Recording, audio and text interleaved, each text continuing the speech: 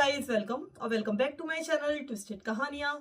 आज मैं आपके लिए एक और नया स्टोरी टाइम वीडियो लेकर आई हूं और मैं उम्मीद कर रही हूं कि ये स्टोरी टाइम वीडियोस आपको अच्छे लग रहे होंगे। तो आप लोगों को याद ही होगा कि जिस समय कोरोना का टाइम आया था उस समय लोग बहुत ज्यादा उत्तराखंड के गांवों की तरफ पलायन कर रहे थे, यानी कि अपने गांवों की तरफ लौट रहे थे। जिसे हम पलायन तो नहीं कह सकते, एक रिवर्स पलायन कह सकते हैं, जो कि वो शहरों से हो रहा था। अब उत्तराखंड में एक बहुत बड़ी समस्या है और वो समस्या ये है कि यहाँ के बहुत सारे जो विलेजेस हैं वो अबंडन हो रहे हैं, यानी कि लोग अपने गांवों को छोड़कर माइग्रेट कर रहे हैं क्योंकि यहाँ पर रोजगार की कमी है। तो वाकई में ही मैं ये देखती हूँ कि यहाँ पर रोजगार की कमी है, तो ये बहुत बड़ी समस्या है। तो इसके लिए अब सरकार ने एक बॉडी का निर्माण कर दिया है जिसका मेरे ख्याल से नाम है ग्रामीण विकास एवं पलायन निवारण आयोग, ऐसा कुछ है, मतलब ऐसा ही कुछ है। तो खैर ये लोग इस चीज को देखते हैं कि पलायन क्यों हो रहा है और पलायन को रोका जाए। तो अब होता क्या है कि जिस समय कोरोना का टाइम आता है तो जिनके रिश्तेदार हैं गांव में वो तो चले जाते हैं, और मैं ये भी देख रही हूँ कि बहुत बड़ा एक बदलाव आया है कि लोग अपने गांवों के घरों में जो कई जगह बिल्कुल टूट फूट गए हैं, लोग उस पर पैसा लगा रहे हैं, उसको ठीक करवा रहे हैं। और ये चीज बहुत ज्यादा हो रही है क्योंकि लोग कोरोना के बाद समझ गए हैं कि हमें कभी भी उन घरों की जरूरत पड़ सकती है। क्योंकि जिस समय लोग कोरोना में वापस लौटे उस समय उन घरों की कई जगह हालत बिल्कुल भी ठीक नहीं थी, कहीं टॉयलेट नहीं चल रहा, कहीं पानी नहीं है, कहीं कुछ है। तो अब लोगों ने वहां पर भी पैसा लगाना शुरू कर दिया है ताकि जरूरत पड़ने पे ये गांव भी जा सके और वहां रह सके। और अब लोग आते भी हैं टूरिज्म के लिए। ये चीज भी मैंने देखी, लेकिन ये कोरोना के बाद ही देखी। उससे पहले तो बस लोग शहरों के पीछे ही दीवाने हो रहे थे। खैर, तो होता क्या है कि जिनके रिश्तेदार हैं गाँव में वो तो गाँव में जा रहे थे, उत्तराखंड में रह रहे थे। लेकिन कुछ लोग ऐसे भी थे जिनका उत्तराखंड में कोई नहीं था। तो ऐसा तो था नहीं कि वहाँ होटल्स खुले हैं कि आप जाइए होटल में रहिए। फिर क्या था कि आपको थोड़े दिन क्वारंटाइन में भी रहना था। ये नहीं कि आप सीधे जाइए और आपको आराम से सारी फैसिलिटीज मिलेंगी। लोग पसंद नहीं कर रहे थे, जो लोग बाहर से आ रहे थे उनका आना बिल्कुल भी पसंद नहीं किया जा रहा था।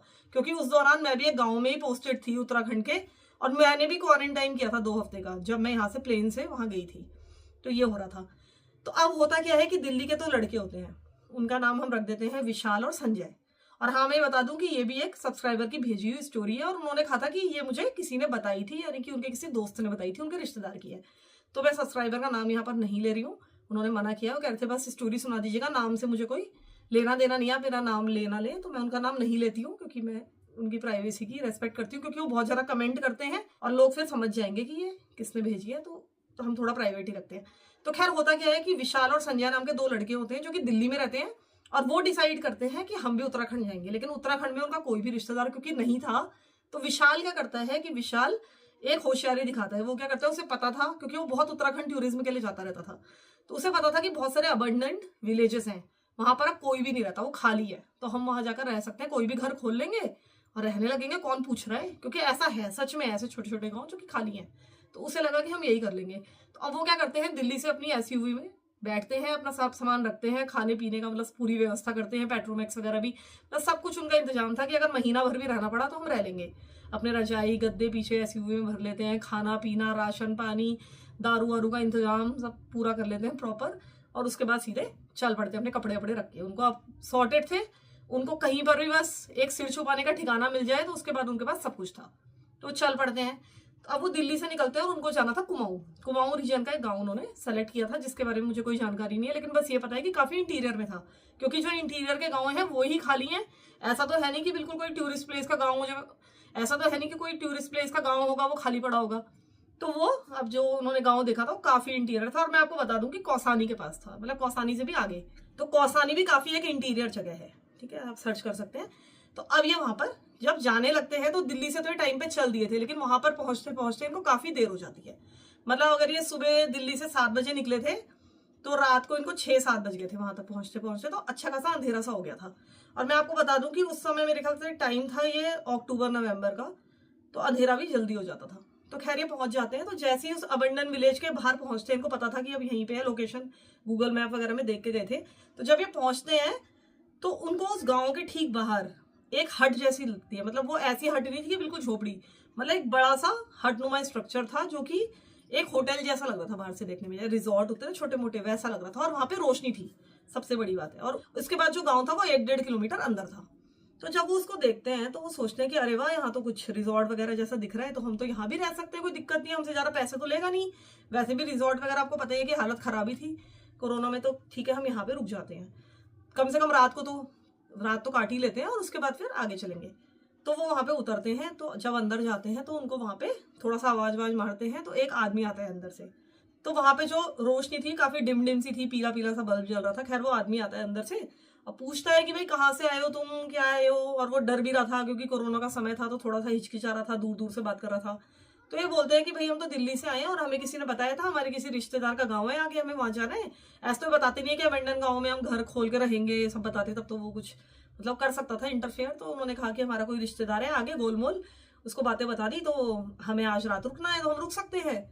तो वो आदमी कहता है कि ठीक है, आप लोग कितने लोगों क्या हो, कि ठीक है आप रुक जाना। ठीक है, वो बहुत ही मिनिमम वो पैसे बताता है उनको।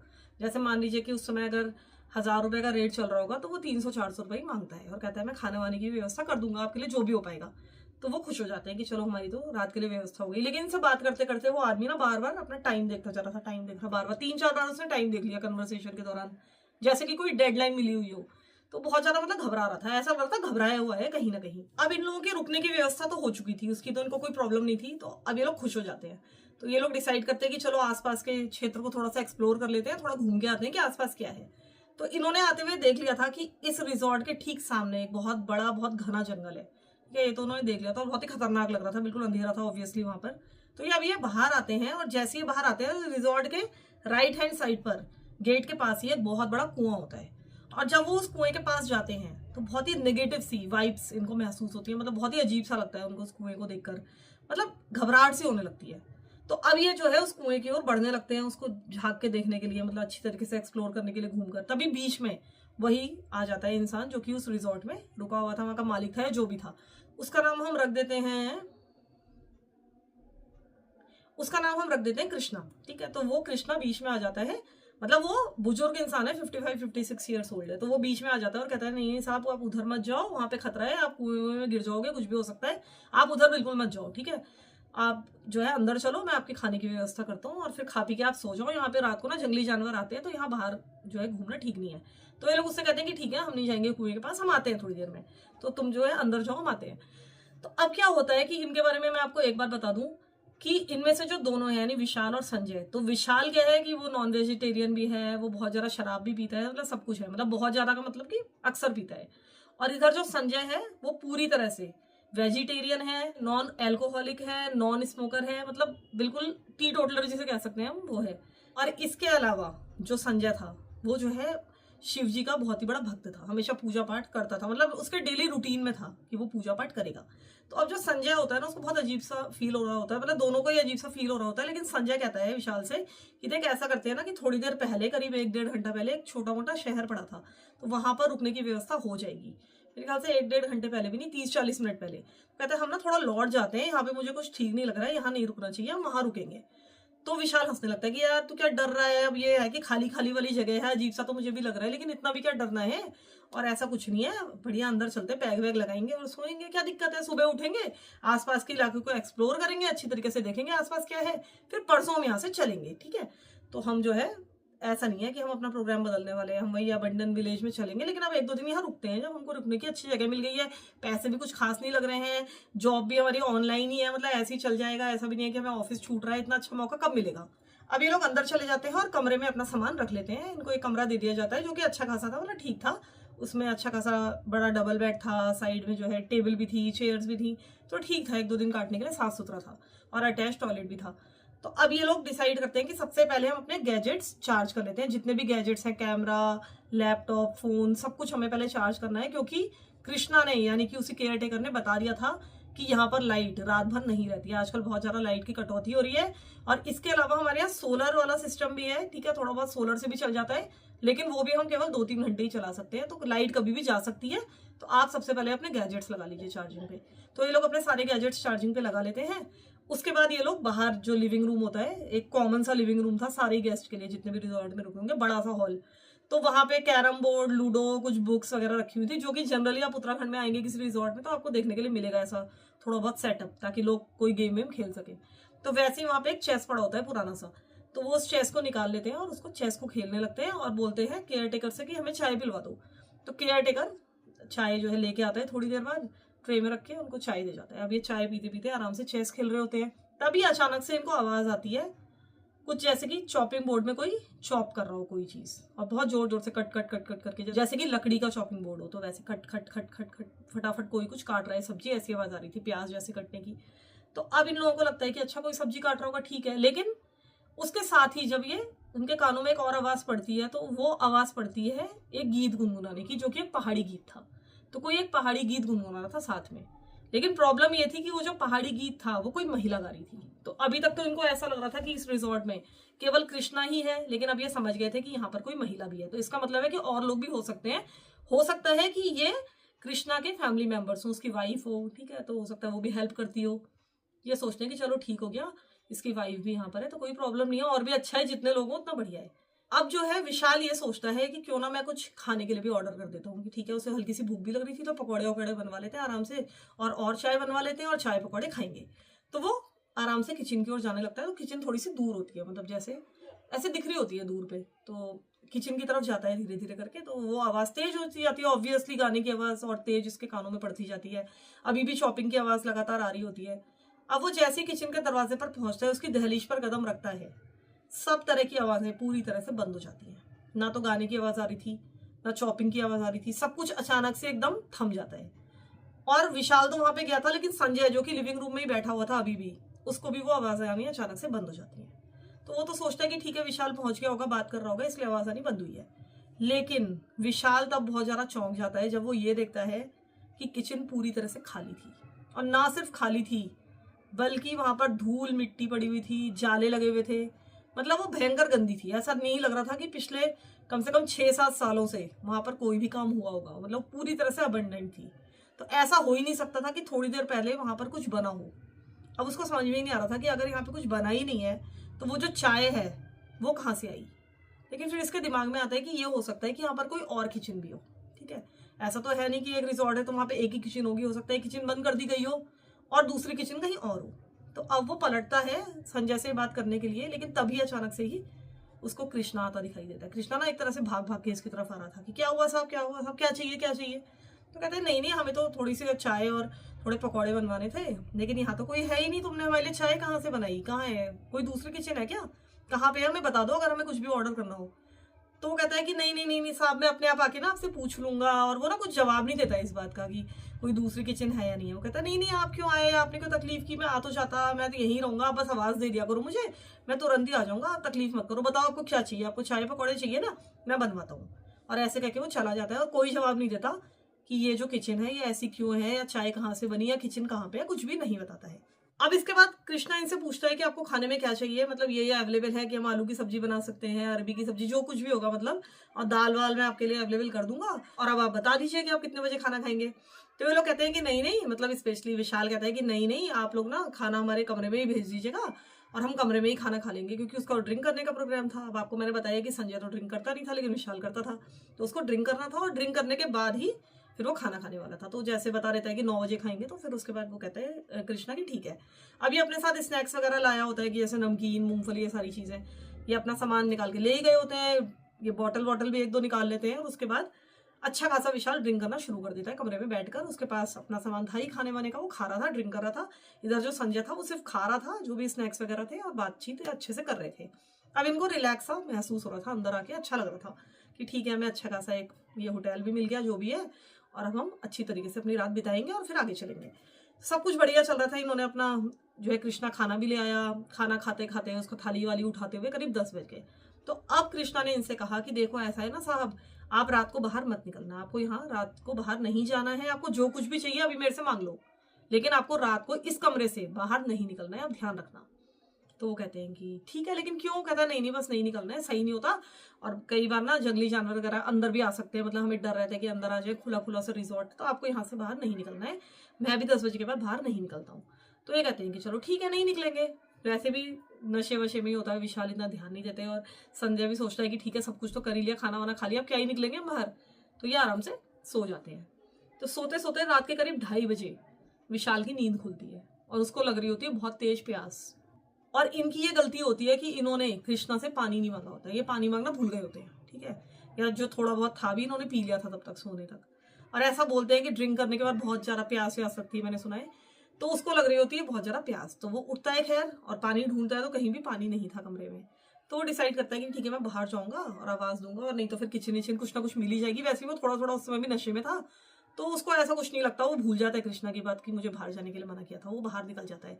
और जैसा कि मैंने आपको बताया था कि रात को रिजॉर्ट में लाइट नहीं रहती थी, सोलर पैनल वगैरह सब बंद हो गए होते थे, तो वो अपने मोबाइल को उठाता है, उसकी टॉर्च चलाता है और उसकी रोशनी में बाहर जा रहा होता है। तो जैसे ही वो बाहर जाता है, उसको सामने ही थोड़ा ढूंढने पर एक किचन दिखाई दे जाती है, तो किचन के अंदर चला जाता है और देखता है कि वहां पे मटके वटके रखे हैं तांबे के, क्योंकि तांबे वांबे के मटके भी चलते हैं पहाड़ में, बहुत ज्यादा होते हैं वहां। तो तांबे का एक मटका रखा होता है जिसमें पानी भरा होता है फुल। तो अब वो ग्लास ढूंढता है कि किसमें मैं पानी निकालूं, तो उसको एक ग्लास भी मिल जाता है। वो ग्लास अभी निकालता है, सोचता है कैसे पानी निकालूं, मतलब इसी उधेड़ में लगा होता है। तभी अचानक से ही बाहर जो किचन का दरवाजा था उस पर कोई नॉक करता है ऐसे 3 बार। तो इसको बड़ा अजीब सा लगता है कि भाई अगर कोई आया भी है, मान लो संजय है, तो नॉक क्यों कर रहा है, और अगर कृष्णा भी है तो नॉक क्यों करेगा वो। तो खैर वो सोचता है कि पता नहीं मुझे गलतफहमी हुई होगी। वो अपना पानी वानी निकालता है, एक गिलास पी लेता है और एक गिलास सोचता है कि भर के ले जाता हूँ कमरे में, ठीक है। तो भर रहा होता है, फिर से 3 बार आवाज आती है और उसके बाद ना बार बार आने लगती है आवाज, जैसे लगातार कोई नॉक करता जा रहा है। तो इसको बड़ा अजीब सा लगता है, ये टॉर्च की रोशनी मारता है लेकिन कोई भी दरवाजे पर नहीं दिखता। तो इसको बहुत अजीब लगता है, अपना पानी का गिलास लेके एक हाथ पे और बाहर जाता है टॉर्च की रोशनी चलाता हुआ। और जैसे ही ये टॉर्च की रोशनी मारता है कोने में, तो सामने उसको एक महिला खड़ी हुई दिखती है। मतलब दूर पे थी, वो कॉरिडोर के दूसरे कोने पर थी और बहुत ही ज्यादा, मतलब बहुत ही ज्यादा डरावनी थी, खतरनाक। तो उसको देखकर इसके मुंह से चीख निकल जाती है और पानी का जो ग्लास था वो गिर जाता है। तो जैसे ही वो गिरता है तो भागता भागता वहां से कृष्णा आता है, यानी केयर टेकर आता है और कहता है साहब आप बाहर क्यों निकले, आप बाहर क्यों निकले, मैंने आपको मना किया था ना निकलने के लिए। तो कहता है वो तो ठीक है लेकिन वो कौन है, इशारा करता है। तो देखता है वहां पे अब कोई भी नहीं था, कोई भी महिला वगैरह कुछ भी नहीं थी वहां पे। तो कहता है कि वो कौन थी। तो कृष्णा कहता है ठीक है, यानी कि आप चुप रहिए, बिल्कुल बोलिए मत अभी। और उसकी आंखों में कुछ ऐसा था कि विशाल बहुत ही ज्यादा घबरा गया था कि भाई पता नहीं क्या ही है। तो कहता है कि ठीक है मैं कुछ नहीं बोलूंगा और चलते हैं, मतलब वो कुछ नहीं बोलता। अब जो है वो जो कृष्णा था वो अपनी टॉर्च, अपने साथ एक टॉर्च कैरी कर रहा था, तो उसकी रोशनी खिड़की से बाहर एक वही जो कुआं था जो उन्होंने पहले देखा था उसकी ओर मारता है, कुएं की ओर। तो कुएं के पास वो जैसे कुछ ढूंढने की कोशिश कर रहे हैं, लेकिन विशाल को कुछ नहीं पता कि ये क्या देख रहा है और ना ही वो कुछ पूछता है, क्योंकि कृष्णा ने मना किया था कुछ भी बोलने से। तो अब विशाल कुछ भी नहीं बोल रहा था। थोड़ी देर तक देखता है, फिर कहता है कि आप ऐसा है कि अपने कमरे में जाइए, अब स्ट्रिक्टली बोलता है, और आपको कमरे से निकलने की कोई जरूरत नहीं है, मैं आपको एक गिलास पानी अंदर से ला के देता हूँ। तो विशाल कहता है नहीं नहीं मुझे नहीं चाहिए पानी वानी, मैं जा रहा हूँ। खैर वो अंदर चला जाता है, कृष्णा उसका दरवाजा बंद करता है और कहता है कि अब आपको बाहर नहीं निकलना है, बिल्कुल कमरे के अंदर रहिएगा। अब तो खैर क्या ही निकलता, विशाल को तो पता ही था कि नहीं निकलना है मुझे बाहर। वो आता है अंदर और वो बिल्कुल कांप रहा होता है, क्योंकि वो महिला जो उसने देखी थी बहुत ज्यादा ही भयंकर थी, उसको वो भूल ही नहीं पा रहा था। उसको पता था कि ये जो होटल है वो हॉन्टेड है, मतलब वो पूरी तरह से समझ चुका था इस बात को। तो अब वो जब आता है तो संजय की भी नींद खुल जाती है कि भाई तू कहाँ गया था। तो फिर वो बताता है डर डर के कि मुझे जो है एक महिला दिखी थी और ऐसी थी, मतलब सब डिस्क्राइब करता है। तो अब संजय समझ जाता है कि वो तो पहले ही समझ ही रहा था थोड़ा बहुत कि यहाँ पे कुछ ना कुछ तो गड़बड़ है, लेकिन अब वो समझ गया था कि कुछ ज्यादा ही गड़बड़ है इस होटल में।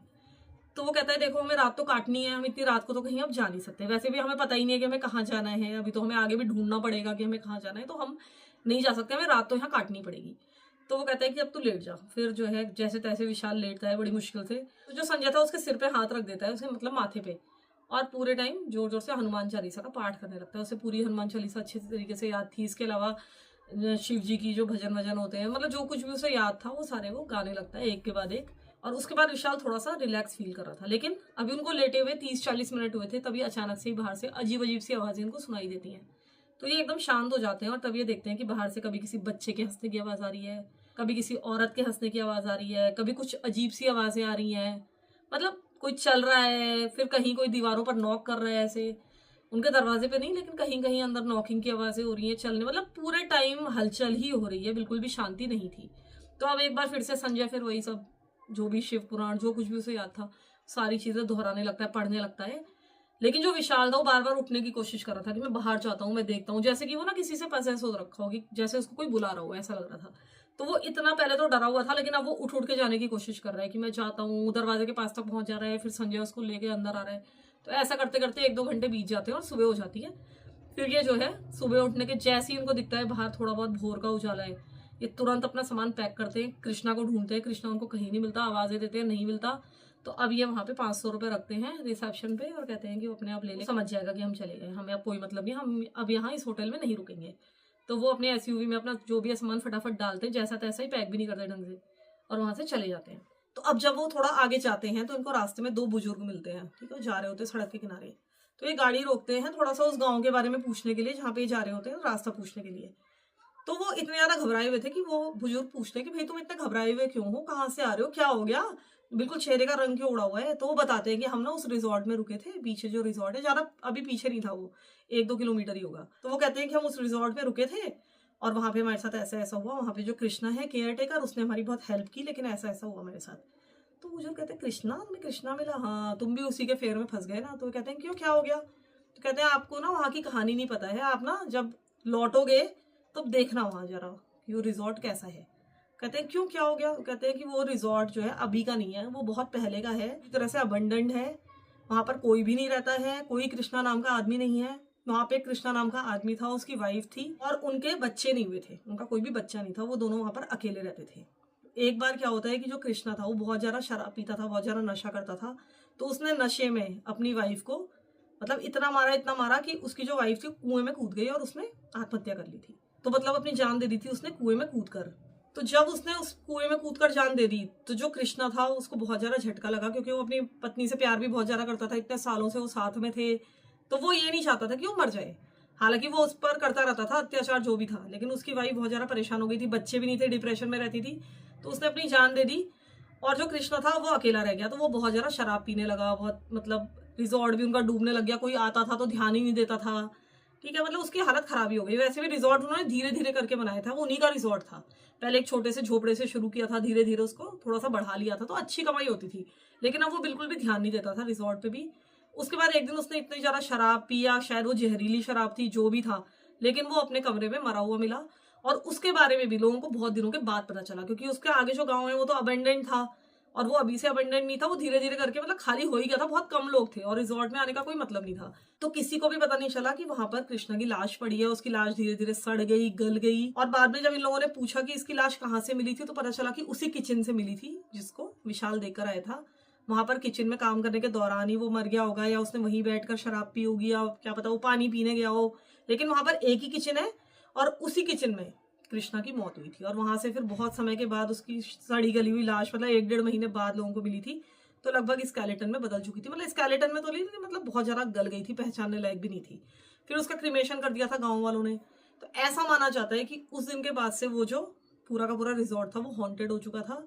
और वहां पर कृष्णा की आत्मा घूमती थी और उसकी वाइफ की भी, दोनों की आत्माएं लोगों को वहां दिखती थी, इसलिए लोग वहां बिल्कुल भी नहीं आते थे। और उसके बाद धीरे धीरे गाँव भी अबेंडन हो गया, जो नजदीकी गाँव था तो वो भी खत्म हो गया। इधर ये जो 2 बुजुर्ग थे ये उसके अगले वाले गांव से आए थे, उनका यहाँ पे कुछ काम था, उनके कुछ खेत थे यहाँ पे, तो इसके लिए आए थे। तो खैर उसके बाद अब ये दोनों बहुत ज्यादा डर गए थे, समझ गए थे कि अभी एक्सपीरियंस जो हो चुका है बहुत ज्यादा हो गया, अब हम यहाँ पर नहीं रुकेंगे, अब हम किसी अबेंडन गाँव में नहीं रुकेंगे, क्योंकि यहाँ पे कुछ भी हो सकता है। आपको पता है उत्तराखंड में ये सारी शक्तियां बहुत ज्यादा पावरफुल है। तो अब वो डिसाइड करते हैं कि हम यहाँ पे रुकेंगे ही नहीं, अब हम वापस जाएंगे और वापस जाके जो थोड़ा सा पीछे एक बस्ती थी वहीं अपने रहने का इंतजाम करेंगे। इनके पास कोई पैसे की कमी नहीं थी कि इनको अपने पैसे बचाने हैं, ये है।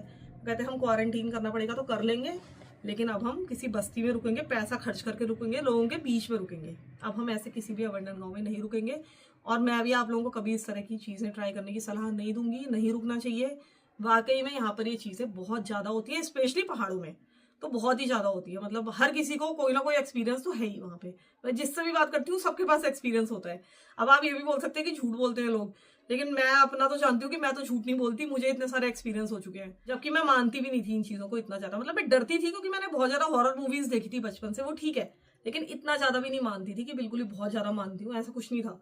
लेकिन अब तो मैं अच्छा खासा मानने लगी हूँ और मैं डरती पहले से ही हूँ, ये तो है ही। और अब मुझे ऐसा लगता है कि बहुत ज़्यादा रेस्पेक्ट करनी चाहिए इन चीज़ों की। आप कम से कम मजाक ना उड़ाएं और प्लस आप सावधान भी रहें। अगर उत्तराखंड के इंटीरियर्स में जा रहे हैं तो ये नहीं कि किसी भी पेड़ के नीचे आपने यूरिन पास कर दिया, टॉयलेट कर दिया, गंदगी फेंक दी, थूक दिया, मतलब इन चीज़ों से भी बहुत फर्क पड़ता है। तो जब भी आप उत्तराखंड आइए आइए, एंजॉय कीजिए, सब कुछ है, लेकिन रेस्पेक्टफुल रहना बहुत जरूरी है। तो फिलहाल के लिए इतना ही। आप लोग बताइएगा ये स्टोरी टाइम वीडियो आपको कैसा लगा। फिलहाल के लिए इतना ही। Thank you so much for listening to my stories. Thank you so much.